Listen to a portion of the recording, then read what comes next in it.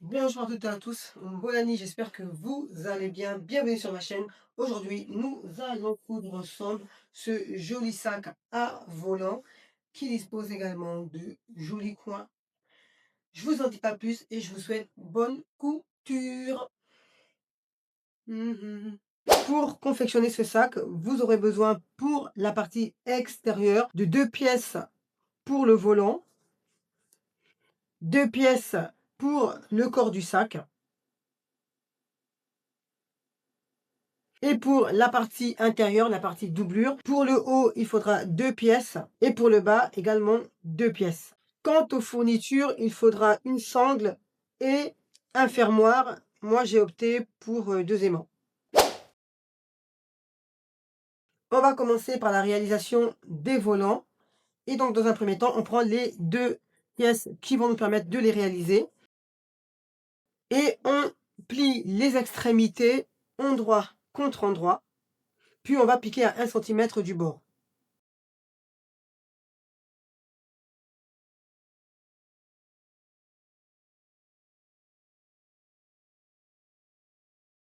On les retourne sur l'endroit. On va ensuite plier tout le long, envers contre envers, en s'aidant du fer à repasser pour maintenir le pli et avoir quelque chose de bien propre.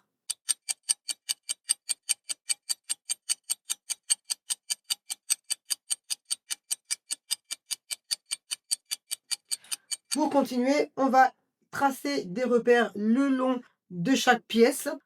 Grâce à ces repères, on va pouvoir par la suite plier correctement pour avoir un beau volant.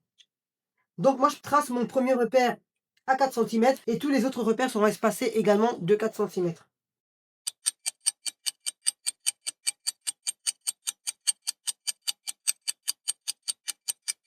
Comme je l'ai dit précédemment, on va utiliser les repères pour réaliser les plis. Donc on prend le premier repère, on plie au niveau de ce repère et on va l'aligner, donc aligner ce repère sur le deuxième repère. Et on prend une épingle pour maintenir le pli.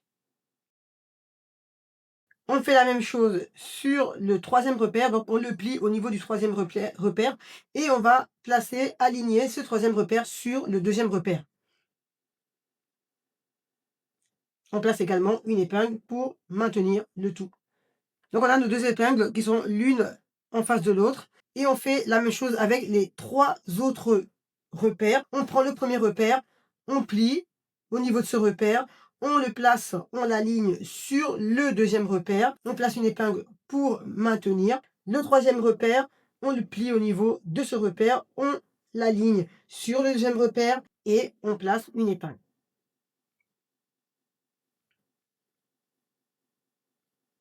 Et là, je vais vous épargner de vous montrer tout sur toute la longueur. Donc, on fait ce qu'on vient de faire avec les 2 premières tranches. On va faire la même chose avec les autres.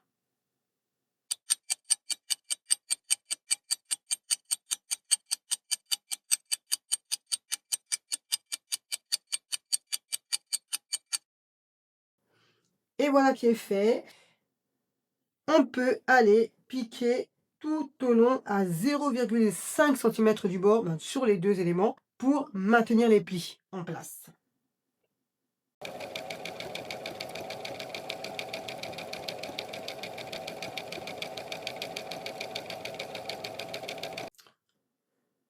Ça y est, nos volants sont réalisés. On va pouvoir les placer sur l'une des pièces de la partie extérieure, donc l'une des pièces extérieures. Et bon, comme vous pouvez le voir, moi j'ai thermocollé le bas de mes pièces parce que j'ai envie qu'elles soient rigides. Donc vous pouvez thermocoller toute la surface si vous le souhaitez. Moi j'ai préféré que le bas.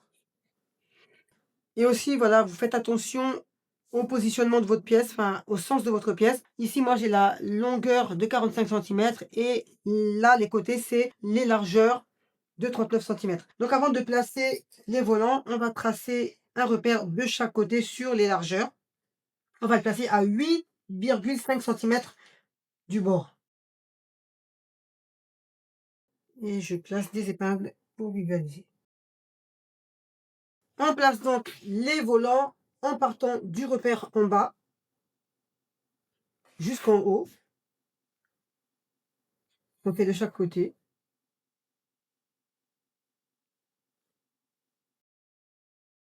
Donc après avoir épinglé pour bien maintenir en place, pour que ça ne bouge pas pendant, la couture, on va piquer à 0,5 centimètres du bord pour maintenir tout ça en place avant de continuer.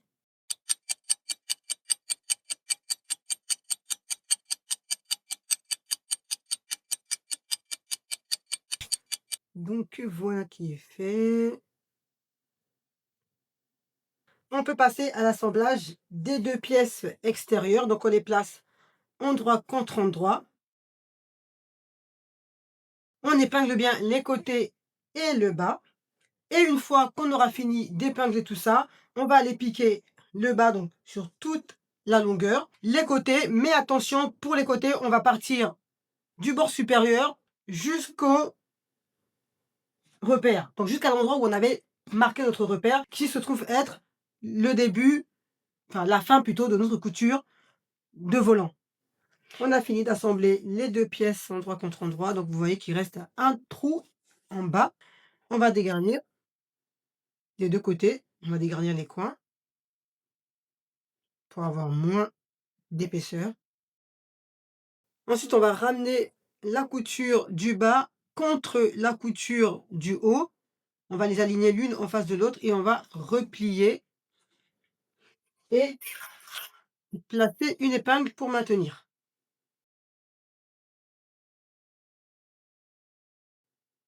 Et maintenant, on peut aller piquer en partant du repère jusqu'en bas des 2 côtés. Voilà qui est fait. Maintenant, on va pouvoir placer les sangles. Donc moi, j'ai coupé 2 longueurs de sangles de 60 centimètres chacune et je viens de placer mes repères à 10 centimètres du bord de chaque côté. Je vais repasser dessus. Je place une épingle parce que je vais retourner mon ouvrage sur l'endroit.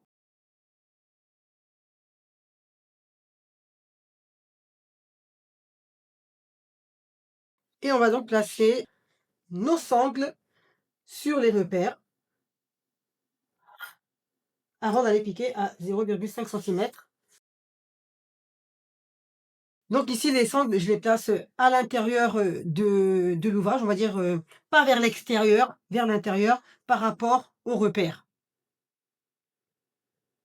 Et je fais la même chose de l'autre côté. Donc, je déploie correctement l'ouvrage. J'ai placé des épingles ou des pinces pour maintenir correctement. Et je m'assure de placer l'autre sangle bien face à celle que je viens de placer.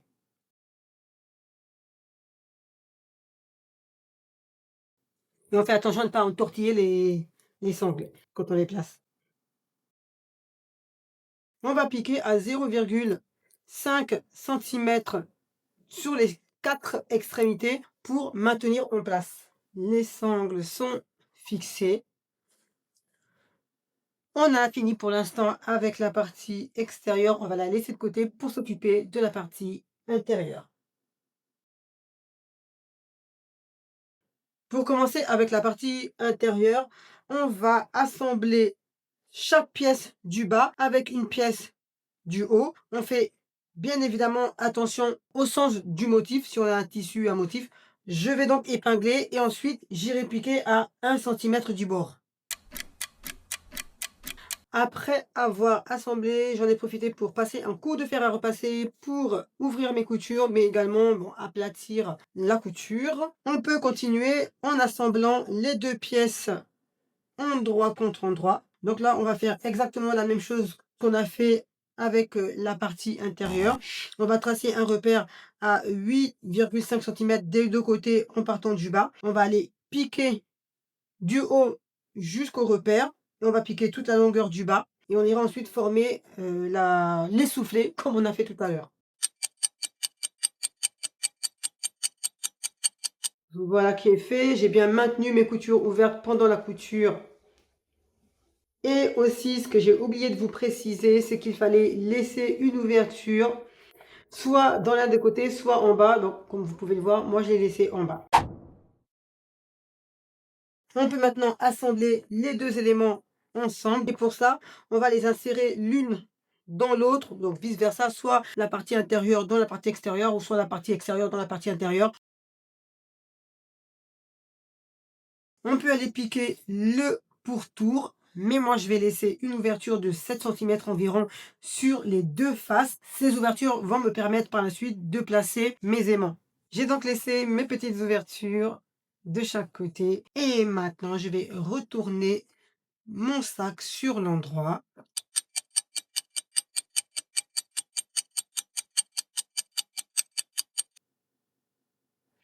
J'insère la doublure dans l'intérieur et là je vais bien former le haut. On va maintenant placer les aimants et donc j'ai placé le premier, on va placer le deuxième ensemble.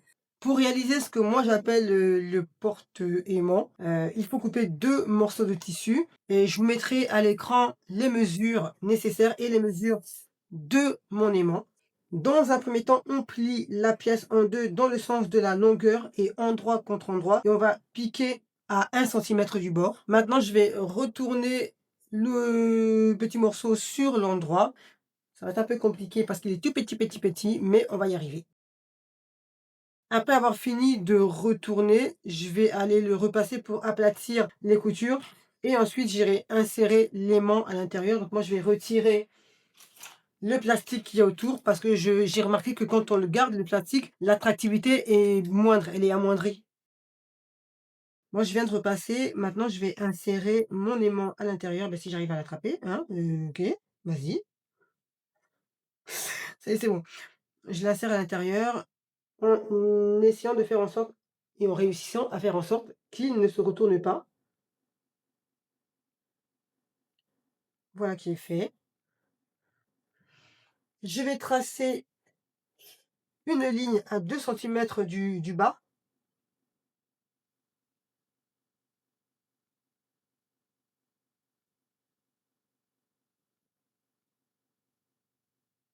Je place ensuite une épingle pour bloquer l'aimant et j'irai piquer sur la ligne que je viens de tracer pour le bloquer définitivement l'aimant en dessous.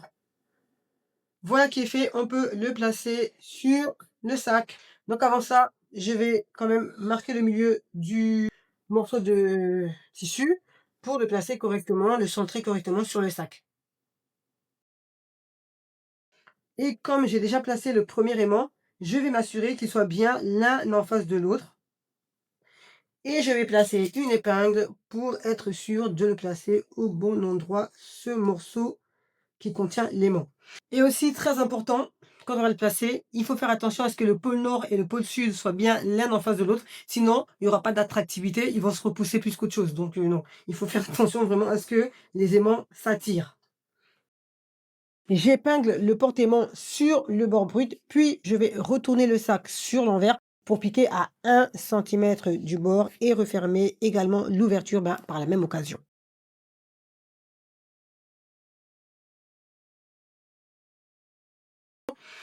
Maintenant, je peux aller faire une surpiqûre en partant du côté gauche jusqu'au côté droit. Je reprends de l'autre côté et je vais terminer sur le côté gauche. J'en profiterai également pour aller fermer l'ouverture que j'ai laissée dans la doublure. Voilà, le sac est terminé. J'espère que le tuto vous a plu. Si tel est le cas, n'hésitez pas à liker, à partager, à vous abonner pour ne pas rater les prochains tutos.